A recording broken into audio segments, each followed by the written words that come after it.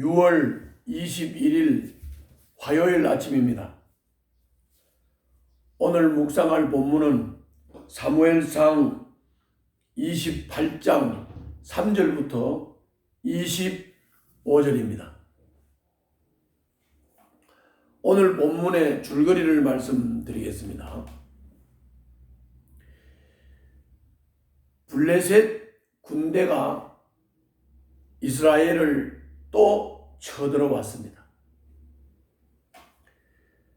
사울이 주님의 뜻을 구했지만 하나님은 침묵하시고 아무 말씀도 하시지 않았습니다. 궁지에 몰린 사울이 사무엘의 망령을 불러내려고 엔돌의 무당을 찾아갑니다. 이게 왕이 이래서 되겠습니까? 미신을 척결을 다 했었는데 미신을 척결한 왕이 무당을 찾아갔습니다. 하나님께 버림받으면 하나님과의 관계는 전혀 안 돼. 물어도 하나님이 침묵하세요. 그러니까 답답해서 무당을 찾아갔던 것입니다. 이것이 오늘 본문의 줄거리입니다. 그러면 세부적으로 오늘 본문을 좀 살펴보면 오늘은 얘기가 한 가지 얘기입니다. 그래서 3절부터 25절까지의 내용을 요약을 하겠습니다. 본문은 여러분들이 천천히 꼭 한번 읽으시기를 바랍니다. 오늘 본문 전체를 핵심적으로 요약을 한 다음에 끝부분을 좀 같이 읽도록 그렇게 하겠습니다. 자, 오늘 본문의 내용은 3절부터 25절까지의 내용입니다. 블레셋의 아기스가 이스라엘을 치려고 출정을 했습니다. 블레셋 군대는 수넴에 진을 쳤습니다. 이스라엘도 병력을 동원해서 길보아 산에다가 진을 쳤습니다. 사울은 블레셋 군대를 보고 두려운 마음이 들어서 주님의 뜻을 물었습니다. 주님은 꿈으로도 우림으로도 예언자로도 대답을 하지 않으셨습니다. 침묵하셨습니다. 조급해진 사울은 율법이 금하고 사무엘도 금했고 자신이 직접 쫓아낸 망령을 불러내는 여자 무당을 찾아갔습니다. 주님이 침묵을 하시니 이제 사무엘의 망령이라도 불러내서 주님의 뜻을 묻고자 한 것입니다. 왕의 채통도 하나님과의 관계도 다 무너졌습니다. 그러나 사울이 그 무당에게 들은 말은 사울이 기대했던 말이 아닙니다.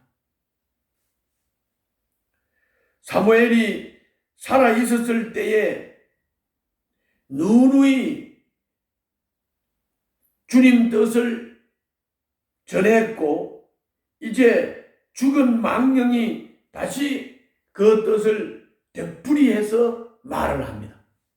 다시 말하면 사무엘이 살아있을 때 누누이 말씀했던 이제 너는 하나님을 떠났다. 하나님은 다윗에게 기름을 부었다. 다윗이 왕이 될 것이다. 그 사무엘이 살아 있을 때 누누이 했던 말, 지금 무당을 통해서 사무엘의 영을 불러 올렸는데 그 또 사무엘의 영이 또 똑같은 말을 했다고 말입니다.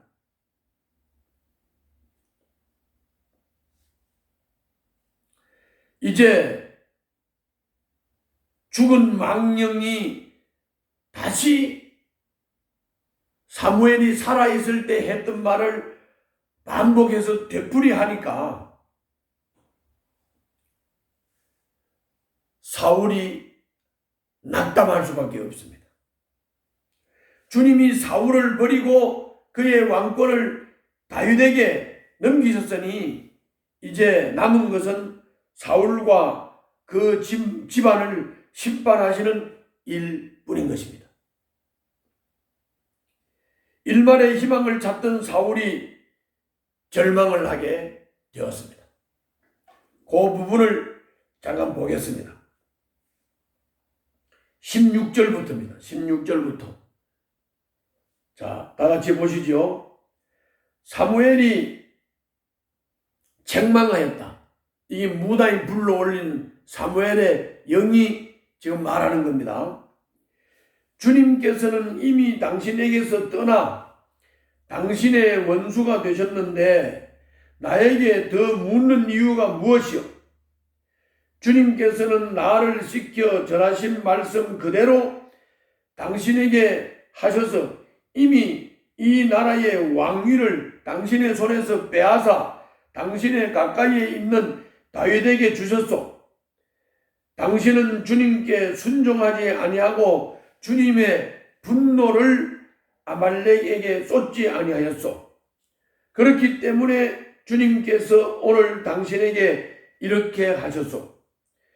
주님께서는 이제 당신과 함께 이스라엘도 블레셋 사람의 손에 넘겨주실 터인데 당신은 내일 당신 자식들과 함께 내가 있는 이곳으로 오게 될 것이요.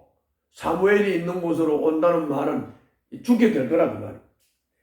주님께서는 이스라엘 군대도 블레셋 사람의 손에 넘겨줄 것이요. 그러자 사울은 갑자기 그 자리에 쓰러져 땅바닥에 벌렁 넘어졌다. 놀란 거지요. 사무엘의 말을 듣고서 너무나 두려웠기 때문이다. 게다가 그는 그날 하루 종일 그리고 밤새도록 굶었으므로 힘마저 쭉 빠져 있었다. 그 여인이 사울에게 가까이 와서 그가 아주 기진맥진해 있는 것을 보고 그에게 말하였다. 보십시오. 이 종은 임금님의 분부를 다 따라왔습니다. 저는 목숨을 내놓고 임금님이 저에게 명령하신 대로 다 이루어 드렸습니다. 그러므로 이제는 임금님도 이 종의 말씀을 들어주시기 바랍니다. 제가 임금님께 음식을 대접하여 드리겠습니다. 임금님이 길을 더 가시려면 기운을 차리셔야 하니 음식을 드시기 바랍니다. 그러나 사울은 아무것도 먹고 싶지 않다 하고 말하면서 그 여인의 청을 거절하였다. 그러나 사울의 신하들까지도 그 여인과 함께 사울에게 권하니 사울이 그들의 말을 듣고 땅바닥에서 일어나 평상에 앉았다. 그 여인에게는 집에서 키운 살찐 송아지가 한 마리 있었는데 서둘러서 그것을 잡고 밀가루를 가져다가 반죽하여 누룩을 넣지 않은 빵을 구워서 사울과 그의 신하들 앞에 차려 놓으니 그들은 그 음식을 먹고 일어나서 그 밤에 떠났다. 이것이 오늘 본문의 전체 내용입니다. 자, 오늘 이 본문을 통해서 우리는 본문에 계시되는, 본문에 나타나는 하나님이 어떤 하나님이라고 깨닫습니까? 기도의 능력은 주님과 바른 관계에 있을 때 기도 능력이 나타납니다. 기도하면 응답하시는 거죠. 주님을 왕으로 섬긴 사람에게 승리를 주시고 그를 안전하게 보호하십니다. 그러니까 주님과 원수가 된 사울이 주님께 구해서 얻을 것이 아무것도 없는 것입니다. 무엇을 구하기에 앞서 주님과 바른 관계에 있는지 그것을 점검해야 합니다. 하나님과 바른 관계에 있으면 기도하면 응답받는 기도의 능력이 나타나는 것입니다. 하나님과 바른 관계를 맺는 것이 매우 중요합니다. 오늘도 하나님과 바른 관계를 유지하고 있는지를 점검하시기를 바랍니다. 오늘 이 본문을 통해서 우리에게 주시는 교훈을 한번 살펴보겠습니다. 3절과 7절에 보면 사울은 자기가 쫓아냈던 무당을 자신의 피로 때문에 찾아갑니다. 어떻게든 주님 뜻을 알아내고 사무엘의 망령이라도 불러내어 기어이 듣고 말겠다는 집착의 표현입니다. 사울은 감추신 주님 뜻을 알아내려 하지 말고 드러난 주님 뜻에 순복하고 통회하며 자비를 구해야 했습니다. 그러나 그는 내 필요에 맞는 주님 뜻을 구하지 말고 주님 말씀을 겸손히 따르는 일을 못했습니다.